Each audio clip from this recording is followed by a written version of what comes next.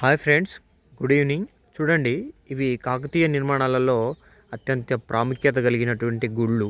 అయితే ఇవి గత కొన్ని సంవత్సరాలుగా మనకు 1400-1500 సెంచరీలలో వచ్చిన వరుస భూకంపాల వల్ల మొత్తం నేలమట్టం అయిపోయినాయి.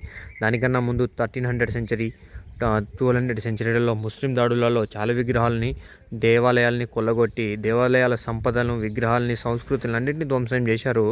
అలా ధ్వంసం చేయంగా కూడా మన సంస్కృతి మనకు కొన్ని విధాలుగా కొంత సంస్కృతి మిగిలిపోయింది. అవి మన లిటరేచర్ ద్వారా కానీ, ఇక్కడ టెంపుల్ల మీద ఉన్నటువంటి ఆర్కిటెక్చర్ వల్ల కానీ, అక్కడ టెంపుల్లలో ఉండే ఇన్స్క్రిప్షను, ఇవన్నీ మన సంస్కృతి ఎలా ఉండేది, ఏమేం చేశారు, అప్పట్లో వాళ్ళు రాజులు ఎలా ఉన్నారు అనేది మొత్తం మనకు ఎక్స్ప్లెనేషన్ ఉంటుంది. అయితే చూడండి, ఈ టెంపుల్కి ఎంట్రీ లేదు, కానీ మనం సాహసం చేసి వచ్చాము. ఇక అన్ని రాళ్ళు ఇలా పడిపోయాయి, భూకంపాల వల్ల అన్నీ పగిలిపోయాయి.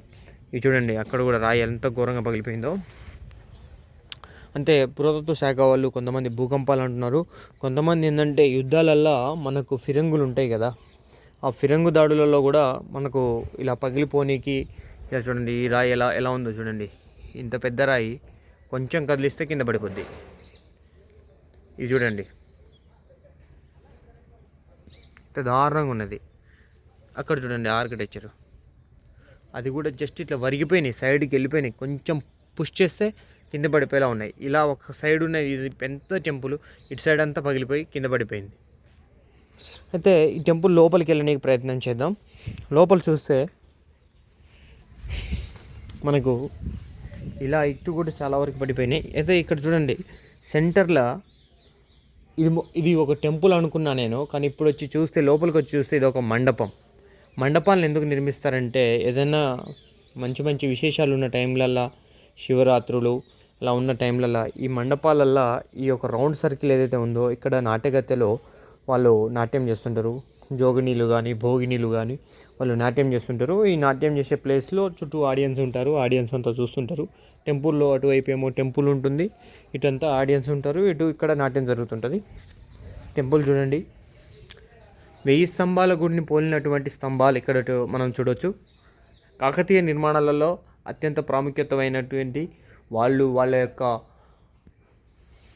యొక్క ఔన్నతిని చాటి చెప్పే జోనికి వాళ్ళు చేసింది ఏంటంటే, కాకతీయులు శైవ మతస్థులు కాబట్టి వేల శివాలయాలను నిర్మించారు. ఈ వేల శివాలయాల్లో భాగంగా వాళ్ళు చాలా శివాలయాన్ని నిర్మించారు. దాంట్లో భాగంగా ఇది ఒకటి అనమాట. చూడండి, ఇలాంటి ఆర్కిటెక్చర్, ఇంత పెద్ద రాళ్ళు, ఇది మొత్తం టోటల్ ఒకటే స్టోన్ మీద ఇంతగానం చెక్కి ఇట్లా పెట్టారు. భూకంపాల వల్ల ఇదంతా కూలిపోయింది. భూకంపాల కారణం ఇది కూడా ఒకటే స్టోన్. ఇప్పుడు చూడండి, ఇటు నుండి ఇటువైపు ఒకటే స్టోను, మధ్యగా పగిలిపోయి విరిగిపోయింది స్టోన్, బికాజ్ ఆఫ్ భూకంపాలు, ఎర్త్ ప్యాక్స్.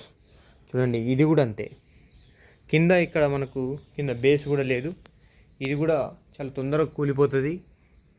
దీన్ని పురాతత్వ శాఖ వాళ్ళు కాపాడకపోతే ఇది కొన్ని రోజుల్లో నేలమట్టం అయిపోవడానికి అవకాశం ఉంది. ఇది చాలా డేంజర్ సిచ్యువేషను. ఇక్కడ మనం ఎక్కువసేపు ఉండొద్దు, ఎందుకంటే వర్షాలు పడుతున్న టైం ఇది కొంచెం కదిలినా కూడా లైట్ ఎర్త్క్వేక్ లాగా వచ్చినా ఇది మొత్తం కొలాప్స్ అయిపోతుంది. ఆల్మోస్ట్ ఇది కొలాప్స్ సిచ్యువేషన్లోనే ఉంది. పెద్ద రాళ్ళు పగిలిపోయి కింద పడిపోయినాయి. చూడండి, ఇదంతా భూకంపాల కారణంగానే. అసలు ఎంత పెద్ద టెంపులో ఇలా అయిపోవడం, ఇంట్లో దేవతా విగ్రహాలు మనం ఎక్స్పెక్ట్ చేయలేం, ఎందుకంటే ఇది ఒక మండపం.